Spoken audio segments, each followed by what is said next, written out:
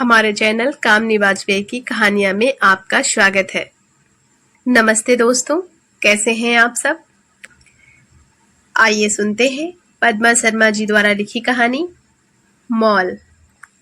रह रहकर बच्चे का चेहरा उसकी आंखों के सामने आ रहा था।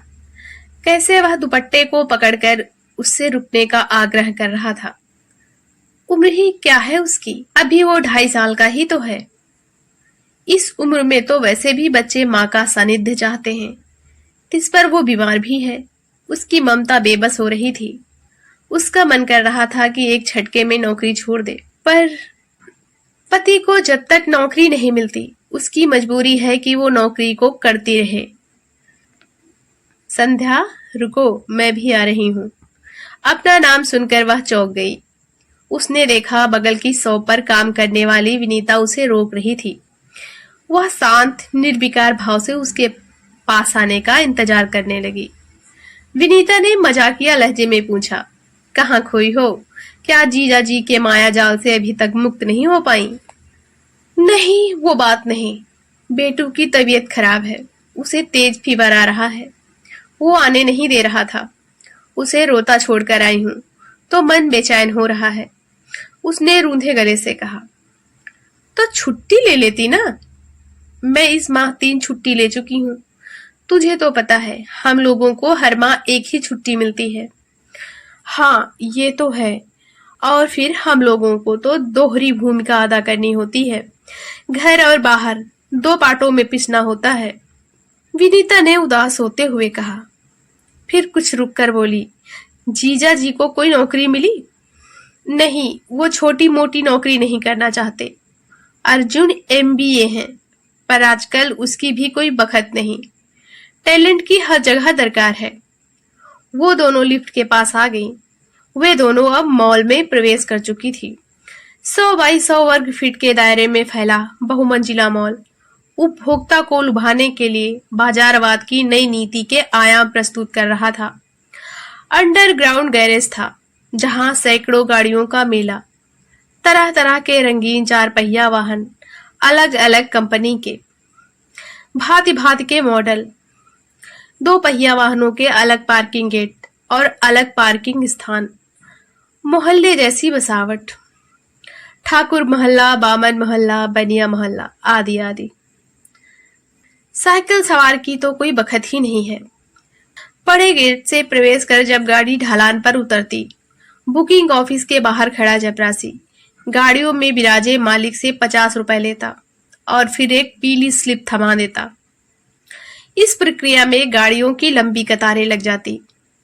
अब आदमी की लाइनें नहीं, गाड़ी की लाइनें लगी हैं। ठीक ही तो है। आजकल रैली भी तो आदमियों की जगह गाड़ियों की निकलती हैं। फुर्र फुर्र करती जब गाड़ियां अपनी भरभराहट और हार्न के आवेग से स्पीड के साथ गतिमान होती हैं, तो अपने पीछे काला धुआं छोड़ जाती हैं वातावरण में, जैसे व्यक्ति के जाने के बाद पीछे छूटा पाप पुण्य। लंबी कतारों में कनफोड़ू हार्न का शोर दम घोट देता है। मॉल की रंगीन दुनिया सबका मन मोह रही थी। लुभावने बोर्ड सबका ध्यान आकर्षित कर रहे थे। मॉल और शॉपिंग कॉम्प्लेक्स किसी हाट या कस्बाई मेले से कम नहीं थे, जहां एक ही स्थान पर कई वस्तुओं की विभिन्न वैरायटी उपलब्ध थी। पुरुष बाजार, लेडीज कॉर्नर, बाल विहार सब अलग अलग माले में बसे थे। चौथे माले पर टॉकेज और रेस्तरां थे। पुरुष के जूते, tie, belt, jeans, T shirt, suit और स्वेटर की दुकानें, कई तरह के गेम्स, पेय पदार्थ और फास्ट फूड। दुकान के गेट पर शीशे का गेट, जिसमें से अंदर की खूबसूरती दिखाई दे रही थी। अंदर प्रवेश करते ही बला की रेडीमेड ठंडक चेहरे को तरोताजा कर देती। सौंदर्य की आभा बिखेरती युवतियां विभिन्न स्टॉल सहेजे हैं। हर जगह महिला की उपस्थिति अनिवार्य कर दी गई है। नए लोगों को काम पर रखने के लिए 5 दिन की ट्रेनिंग होती। भर्ती के विज्ञापन में सुंदर और आकर्षक व्यक्तित्व की डिमांड रखी थी और अविवाहित को प्राथमिकता दी जानी थी। संध्या पुरुष बाजार की एक शॉप में अटेंडर थी, जहां रेडीमेड कपड़े बिकते थे। ट्रेनिंग में ग्राहकों को आकर्षित करने के गुर सिखाए गए। उनके मन में वस्तु के प्रति आकर्षण कैसे पैदा करना है, वस्तु को खरीदने के लिए किस तरह प्रोत्साहित करना है, साथ ही यह भी कि ग्राहक को टच करने और उसके द्वारा टच किए जाने पर परहेज नहीं होना चाहिए। ग्राहक किसी दूसरी दुकान की ओर रुख न करे। सब कुछ बाजारवाद की नीति के अंतर्गत, उपभोग और उपभोक्ता की रुचि के अनुसार सब कुछ समय के साथ साथ चलने को बेलगाम। स्टॉल पर उसका नाम संध्या से बदलकर सिद्धि कर दिया था। नए जमाने में नया नाम होना चाहिए जो स्टाइलिश हो। मालिक की सलाह थी कि संध्या मंगलसूत्र पहनकर और मांग भरकर न आए, जहां तक हो सके जींस टॉप या सलवार सूट पहनकर आए। दुकान के अंदर लिखा था, रंग, डिजाइन और वैरायटी चयन करने के सहयोग को तत्पर। ग्राहक की संतुष्टि हमारा लक्ष्य। सिद्धि पुरुषों के रेडीमेड कपड़ों के स्टॉल पर तैनात थी। ग्राहकों का आना शुरू हो गया। सिद्धि मैम, इन्हें कपड़े दिखाइए। मालिक की आवाज ने उसे चौंका दिया। वह मुस्कान बिखेर कर कस्टमर की तरफ मुखातिब हुई। कहिए, मैं आपकी क्या मदद कर सकती हूँ? मुझे एक सूट खरीदना है। आप कलर व डिजाइन पसंद करने में मेरी मदद करेंगी?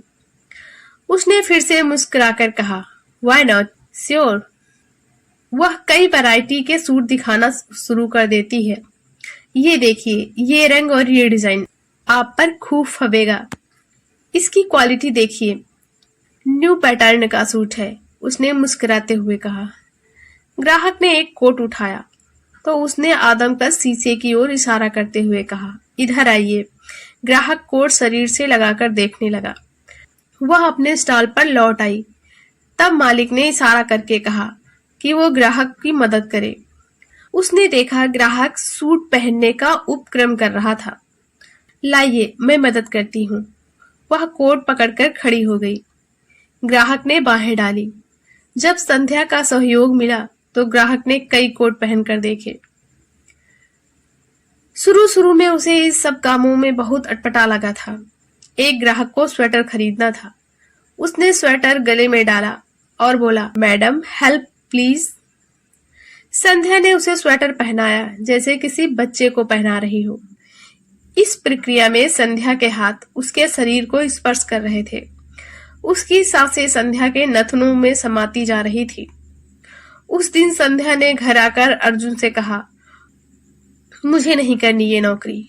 मर्दों की गंदी नजरों और गलत इरादों का सामना करना पड़ता है। अरे, तुमने 10,000 का बॉन्ड 3 साल के लिए भरा है। यदि इसके पहले नौकरी छोड़ोगी तो 10,000 बेकार चले जाएंगे। अर्जुन ने दलील दी। थोड़ा रुककर बोला, कोई बात नहीं, लौटकर नहा लिया करो, सब पाप धुल जाएंगे। संध्या खींचकर बोली, मैं मजाक के मूड में नहीं हूं। तेज हवा के सामने तो केवल ठूंठ ही खड़े रह सकते हैं, फलदार वृक्ष नहीं। और ठूंठ बनकर नहीं रहना चाहिए, घास बनकर रहना चाहिए, तो उसका अस्तित्व तो बच सकता है। अर्जुन उसे समझा रहा था। अर्जुन के इस तर्क ने उसे रात भर परेशान किया था। क्या पत्नी के अस्तित्व की रक्षा करना पति का कर्तव्य नहीं है? उसका ध्यान फिर से बेटू की ओर खिंच गया। पता नहीं उसकी तबीयत कैसी होगी। उसका मासूम चेहरा और बुखार से तत्ता बदन याद आ रहा था। किसी भी कस्टमर के बच्चे को वह देखती तो बेटू की याद दिल को मथने लगती। चाहकर भी वो घर पर फोन लगाकर उसका हाल नहीं जान पा रही थी। दुकान में आते ही उसका मोबाइल काउंटर पर रखवा लिया जाता।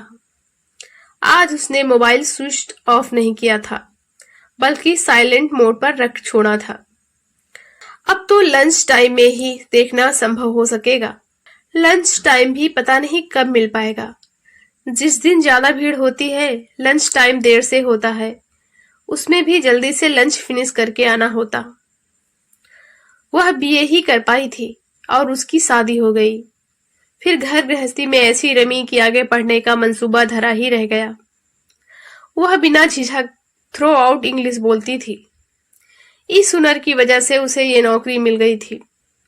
वह ग्राहक देखकर भाषा के अनुप्रयोग करती थी। कोट वाले ग्राहक ने और सूट देखने चाहे। संध्या को खींच आ रही थी। वह चाहती थी कि यह ग्राहक जल्दी निपटे और वह लंच टाइम में मोबाइल देख ले।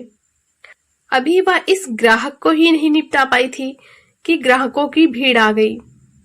सहालक का टाइम था। ये कुछ अवसर दुकान वालों के लिए सीजन होते हैं जिनमें मुनाफा होता है।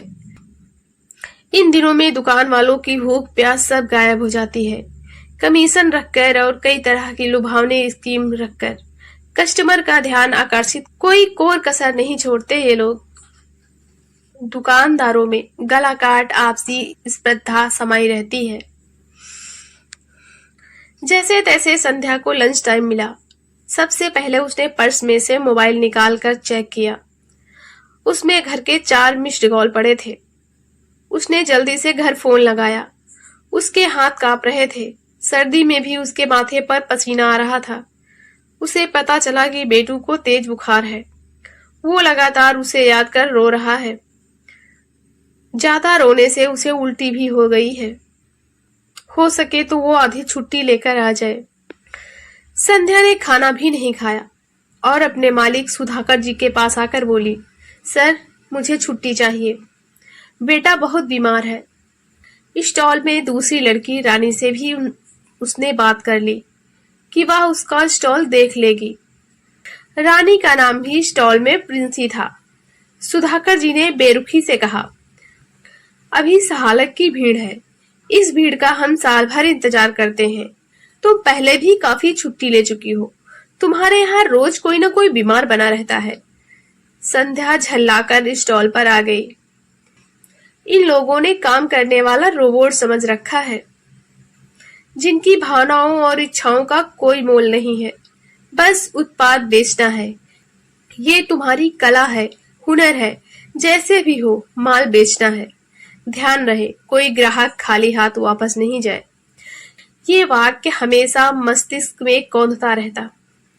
ग्राहक के आते ही उसने बनावटी मुस्कुराहट से उसका स्वागत किया। ग्राहक को इनर और लोअर चाहिए था। इनर का ऊपरी हिस्सा पहनकर जब ग्राहक ने दिखाया तो उसने अपनी स्वीकृति दे दी कि ये रंग ठीक है। ट्रायल रूम में वह लोअर पहनने लगा। लौटकर उस ग्राहक ने उससे पूछा, कैसा लग रहा है? उसने ऊपर से नीचे तक देखा और कहा, कलर फब रहा है। हाँ, क्वालिटी भी अच्छी है। इनर तो आपने पहले देख लिया था, लोअर के बारे में बताइए। उसने कहा, ब्यूटीफुल। घुटनों के नीचे फिटिंग सही है? हाँ, एकदम बढ़िया। घुटनों के ऊपर?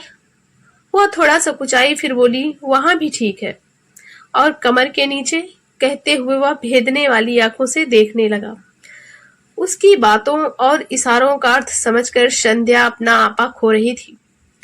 संध्या ने आकर सुधाकर से कहा कि वह उस ग्राहक को अटेंड नहीं कर पाएगी। वह उससे अभद्रता कर रहा है। सुधाकर ने देखा, वह ग्राहक उनका परमानेंट कस्टमर है। इसने ही उनके कई ग्राहक बनवाए हैं। सुधाकर उस ग्राहक के करीब आया और कहा, आप क्या खरीदना चाहते हैं? आइए मैं आपकी मदद करूं। अरे आप नहीं, अपने अटेंडर को भेजो, उसकी कलर चॉइस अच्छी है। सुधाकर इस ग्राहक को नाराज नहीं करना चाहते थे। वह हर माह 8-10 हजार की खरीदारी उनकी दुकान से करता था। वह मॉल के मालिक का रिश्तेदार भी था। सुधाकर ने संध्या के पास आकर कहा, सिद्धि उस ग्राहक को अटेंड कर लो।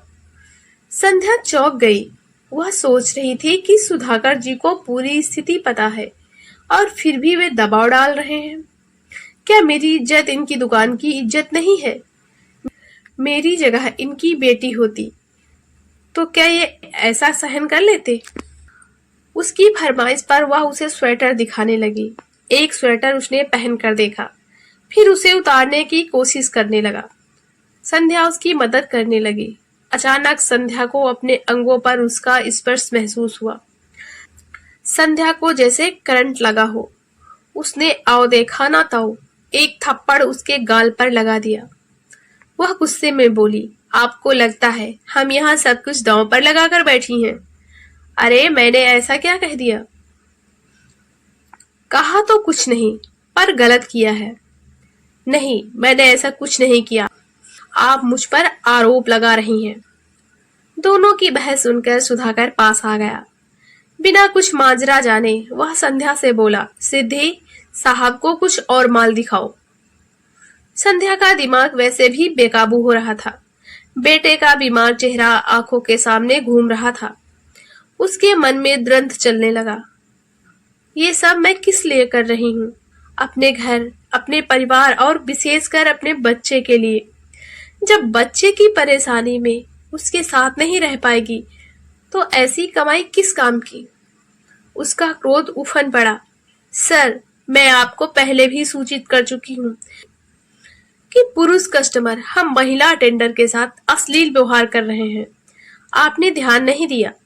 आज तो सारी हदें पार हो गईं। यह मेरा अपमान है, मेरे अस्तित्व का सवाल है, नारी जाति के गौरव का अपमान है। अभी तक तो अन्य लोगों की छोटी मोटी हरकतें हुई थी, पर आज तो जो इन्होंने किया है उससे मर्यादा की सारी सीमाएं पार हो गई हैं। आप लोग हम लोगों की इज्जत आबरू की रक्षा नहीं कर सकते तो उसके साथ खिलवाड़ भी मत होने दीजिए। अब तक वहां कई लोग जमा हो चुके थे। संध्या के मन को ठंडक मिल रही थी। उसने अपना बैग उठाया और बोली, संभालिए अपना राजकाज, मैं जा रही हूँ। और हाँ, मेरे बॉन्ड के रुपए डकारने की कोशिश मत करना। कहकर वह आवेश में शॉप से बाहर निकल गई। लेकिन कहाँ निकल गई? उसे लगा कि दुनिया में कोई जगह निरापद नहीं है। नौकरी तो कहीं ना कहीं करनी ही होगी और बिना पैसे के बेटे का इलाज भी नहीं हो सकता। वह घर के लिए रवाना हो चुकी थी। वह असमंजस में थी। जा रही थी आगे, मन भाग रहा था पीछे। उसे बच्चे के डायपर नजर आने लगे। उसके दूध का डिब्बा आंखों के सामने घूमने लगा। कैसे होगी उसकी व्यवस्था? तेज हवा का रुख जब होता है तो अच्छे अच्छे उखड़ जाते हैं। वह चलती जा रही थी सोचती हुई कि मैं कह दूंगी अर्जुन से कि अपने अस्तित्व को खोकर मैं नौकरी नहीं कर पाऊंगी। सब कुछ सहन करने का ठेका मैंने थोड़े ही ले रखा है। तुम्हारा भी तो धर्म है मेरे अस्तित्व की रक्षा करना। इसी उधेड़-बुन में वह बस में जा बैठी। बस में भी उसके मन में संघर्ष चलता रहा। इन लोगों ने स्त्री का चेहरा, चाल और चरित्र तीनों बदल दिए हैं। स्त्री की छवि को तोड़ दिया है। चीजों को बेचने के लिए स्त्री की सेक्सुअलिटी का इस्तेमाल किया जा रहा है। क्या स्त्री का काम सिर्फ पुरुषों को आकर्षित करना है? क्या महिलाएं सिर्फ मौज मस्ती का साधन है? बाजार, बहुराष्ट्रीय निगमों और पूंजीवाद ने स्त्री की गोपनीयता को उखाड़कर बेपर्दा कर दिया है। स्त्री को उपमानों की कैद से निकाल कई रूपों में उपस्थित कर दिया है। वह हर वक्त हर जगह है।